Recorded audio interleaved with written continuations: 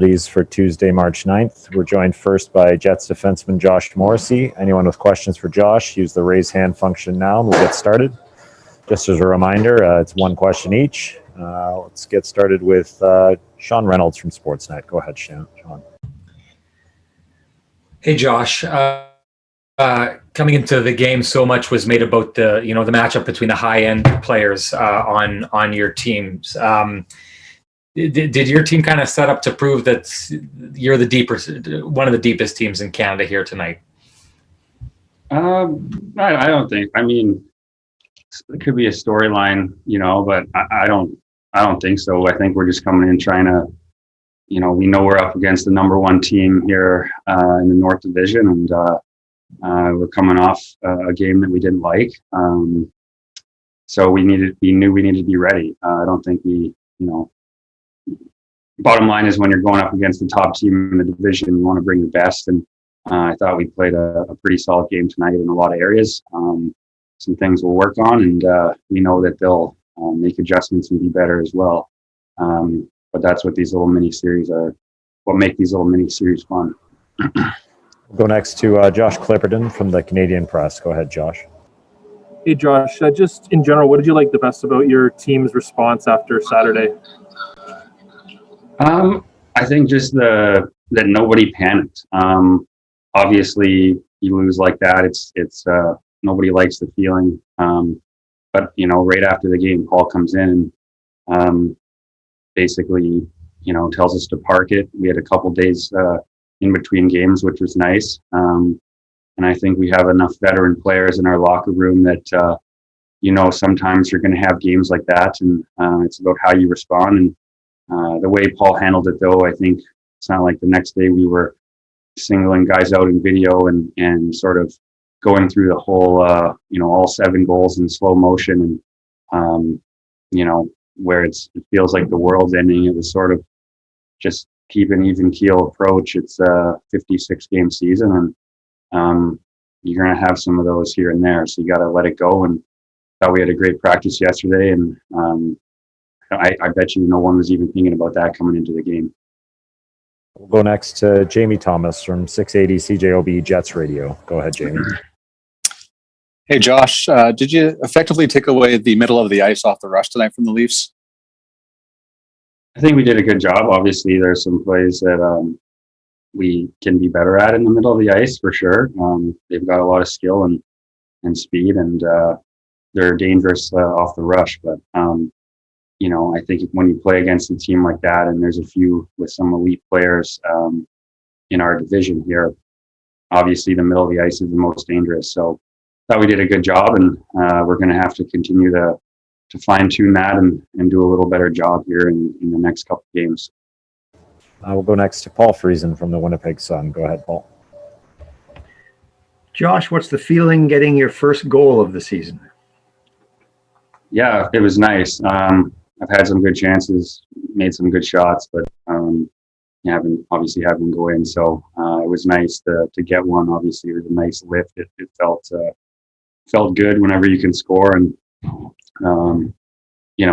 I shaved the other day in between games, so maybe that helped. Who knows?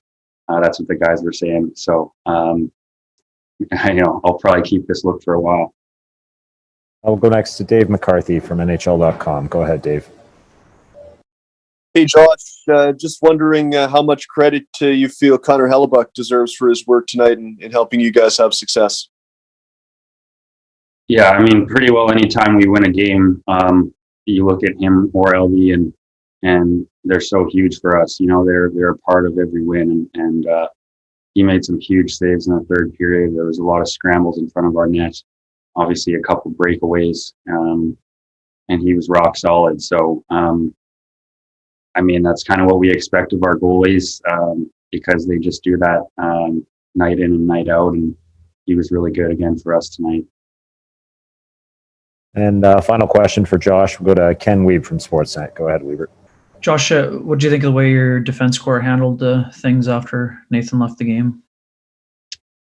Yeah, it sucks to see one of your guys go down, especially a guy like Bo. He's such a big part of our room, and He's been playing great hockey for us, and he blocks shots. He does all those things that sort of get overlooked, and so it was tough to see him not come back. But I thought that as a group, we sort of came together. We were playing with different partners a lot of the game, and I thought we handled it well.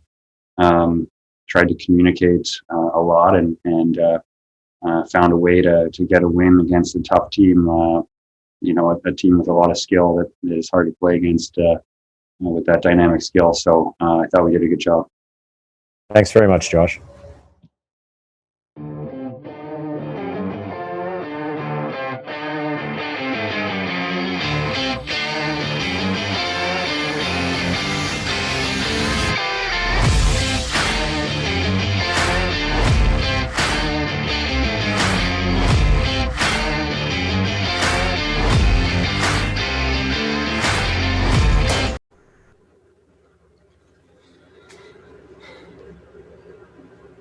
Thanks very much, Gregor. Mason, if it was easy, everybody would do it. So take us through how you cut hard to the net there and just scoring that goal, and why that's so difficult at this level to pull off. Yet it's something that you seem to really enjoy doing and do a lot of.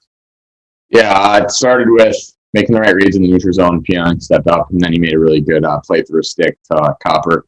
And Copper pulled the defender to him and then laid it off to me. And I made the read that I think I could get that defenseman's hip, and then once I got it there, try to get it to the back post, and then the D-man or the goalie has to make a decision if he thinks I'm getting there or not. And I was able to get it across my body and put it in.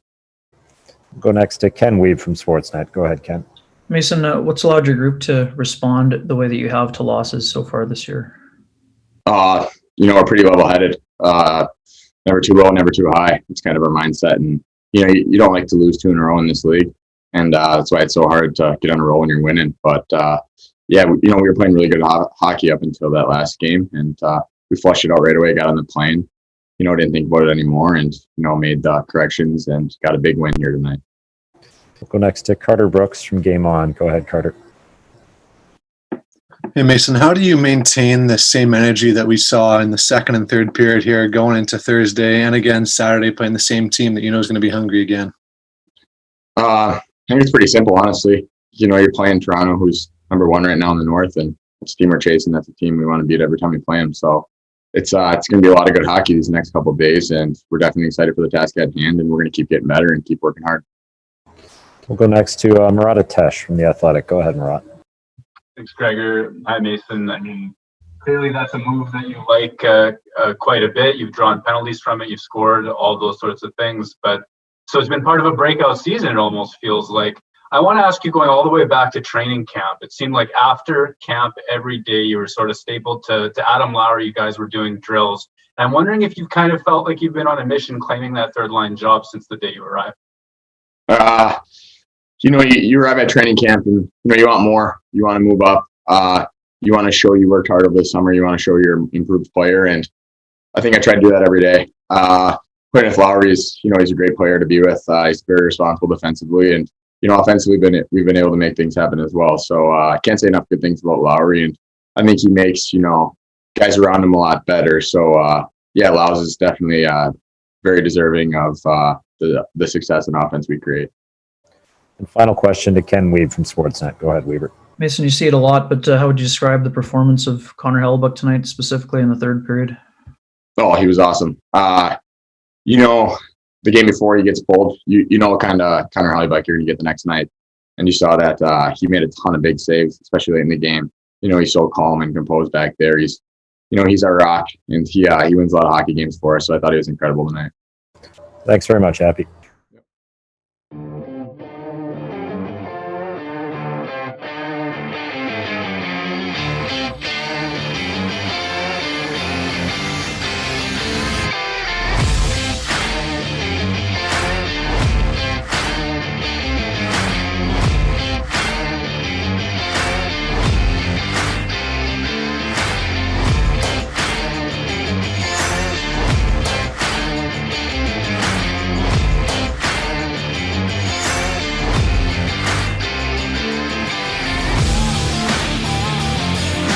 Hey Connor, just wondering what you like best about your team's response after Saturday. We didn't go searching. We all believed in our game and we stuck to it.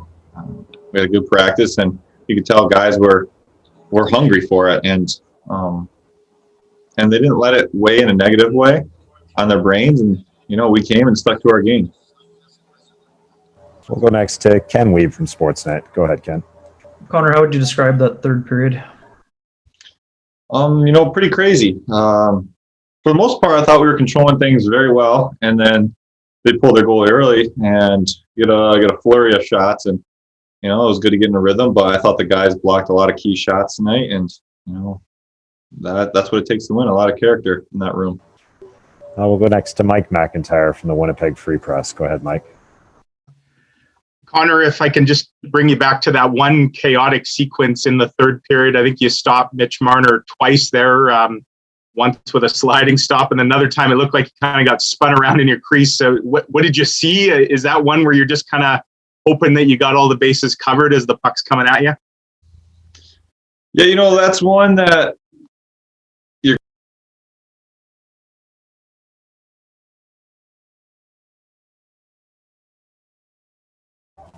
Sorry, Connor, you just got cut off there. Go ahead, Connor. Sorry about that. What's the last thing you heard? We didn't hear any of it, actually. You didn't hear any of it? No. Okay. Well, it's one of those sequences that you're glad one hits you, and then you got to make sure you smother the next one. As I'm moving, I'm keeping my eye on everything that's kind of opening up and who's open, and getting a read on the next play, because something's going to be happening fast, especially late in the period and when they're trying to push. So I smothered the second one, and that was it. We'll go next to Carter Brooks from Game On. Go ahead, Carter. Hi, Connor. Earlier, Mason just mentioned that once you get pulled in a game, what kind of Connor Hellebuyck you're having the next game. Can you touch on that extra motivation that you have in a situation like that? Yeah, I think you just use it for energy, really. I felt good in the last game, and I didn't let that weigh on my brain at all. I mean, sometimes the puck just doesn't bounce your way, and after that game, I was just straight focused on the next one and ready to give all my energy and show that I'm better than that. Thanks very much, Connor.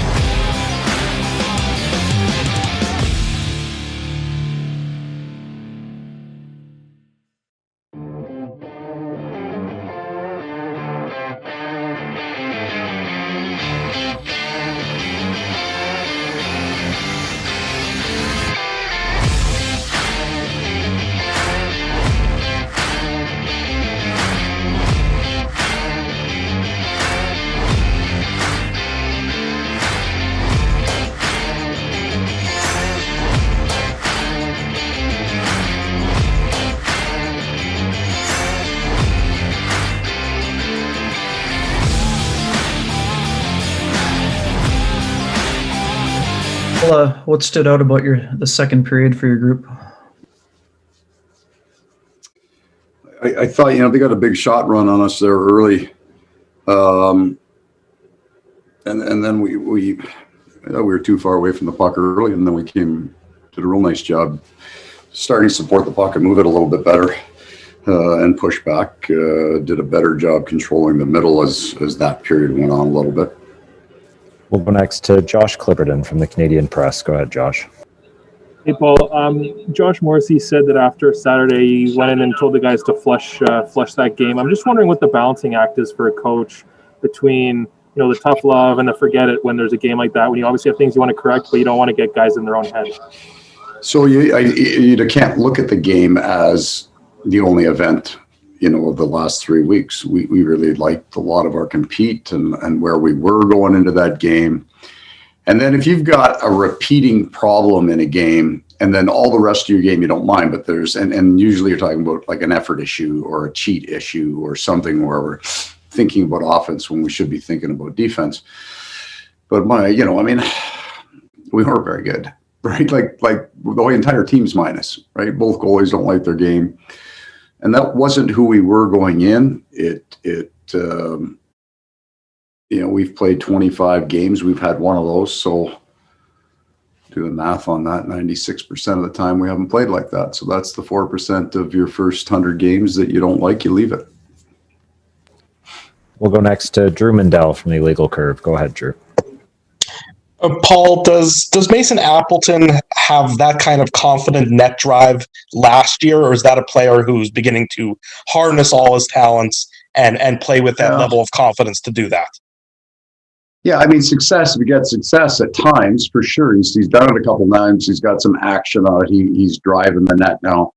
But, I think I talked this morning, like a lot of this game is just 6 inches, right? It's a little bit faster, a little bit stronger, a little more powerful. So it's not so much where you are at the red line on the player, but where are you at the hash marks? And if you can gain 6 inches and now you can get that inside body position, you've had success doing it. And I think those three guys as a line talk about that idea, that style of game.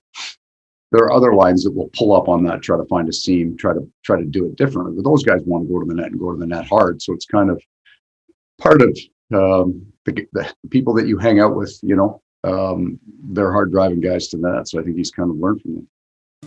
We'll go next to Jamie Thomas from 680 CJOB Jets Radio. Go ahead, Jamie. Hey, Paul, you're down to 5 defensemen essentially at the early part of the second period. Josh Morrissey plays 29 minutes, scores a goal tonight. Was that one of his best games of the year? It was, because it was just such a huge step-up game. You're playing the number 1 team in the league. So much firepower. We lost Bull early, and he now is pressed into big minutes. I thought all of them were real good. I thought you saw a little bit at the end of the game, right? Being able to close a gap. Not on Josh, but just in general, that the wear and tear that team skill level puts on you. Thought you saw it in the end, but boy, that he was really good as gap, and then all the other things went with it. He made a bunch of real smart plays with the puck, a bunch of real good defensive plays as well. We'll go next to Sean Reynolds from Sportsnet. Go ahead, Sean. Hey, Paul, that game against Montreal where you guys got outshot, after the game you said, there's certain things that have to happen for you to win a game like that. You get Hellebuyck playing how he's getting. Well, Toronto's big guys showed up tonight as expected. You go out and you get a great goaltending performance by Connor Hellebuyck. You get Mason Appleton scores the game winner. Josh Morrissey gets his first of the year. How is it that this team is so good at putting the right pieces together at the right times to come up with wins? I think we have a good understanding of our game, and we're getting better at it. And I would say I like about 40 minutes of that. And what I mean is, on a percentage basis, there's a bunch of that game I did like. I thought we played a pretty smart road game in parts and handled some of our own D zone well. And then there's a chunk that, they know from the bench reads that we've got to make a little quicker, a little faster. So if your goaltender's that good, you always have a chance to win. That's true of every game that's ever been played. And then there's lots of guys now that don't feel like we're not that young anymore. That I got 7 guys on the bench that they're not really, it's not so much not invested in the win. They don't. So Mason Appleton comes, the better way to say it, Mason Appleton comes to the rink and he knows that his performance matters for our chance to win. He feels the weight of it also the responsibility of it, and the opportunity of it too. So he's not just a guy trying to make the team. He's the team. He's part of the drivers. We'll go next to Paul Friesen from the Winnipeg Sun. Go ahead, Paul. Thanks, Gregor. Paul, aside from the things you liked about this game, what do you know is going to need some work and needs to get better for the rest of this series? Oh, Paul, never ever introduce a negative. That's your job. But I would say that the difference between what we liked and we didn't like is a puck support thing. So playing closer together, controlling the middle of the ice. At times we were good at it. And you know what? It was what we were really, I thought, poor at our first, our first trip in here, the second game or whatever we played in the year. And then I thought we got much better at that for a very long stretch of time. But when you play these guys, they're going to expose it too, right? Like this is what they're really, really good at. So we were much better hockey team in here tonight than we were the last time in my mind. So there's progress there. And that idea of close supports is something that we'll work on all year. We'll go next to Mike McIntyre from the Winnipeg Free Press. Go ahead, Mike. Hi, Paul. Is it too early for any kind of update on Nate Bolio and how long that might be? And just as sort of a secondary question, you guys are now 7-4 when you're trailing after one. You're 7-0-1 when you're coming off a regulation loss. What do those numbers, I guess, say about this team? I think it goes back to having a strong I don't need to go in and tell them how they've played, right? We'll do video tomorrow. We'll talk about the things but they have a really good understanding of what they've seen. So even if you're down a goal and you're in the game, and that was true after actually the first in Montreal. We're down one and hit a stanchion center net. Like we were fine. They have a good understanding of what they're seeing, right? It's not how are we up by 2 or how are we down by 2. They're going, hey, we're all right here. And you hear that on their bench an awful lot, even when they're down. Hey, we're all right here. This is good. And that's just maturity, Mike. That's just having a few more years in the league on a bunch of now not so young guys and keep playing in the Nikolai Ehlers makes that incredible pass to Kyle Connor and their minds are right and they're feeling positive where we're at. We'll go next to Murat Atesh from The Athletic. Go ahead, Murat. Thanks, Gregor. Paul, from a perspective of the other team gets paid to play too, Toronto's been very good against all teams getting chances from the middle of the ice.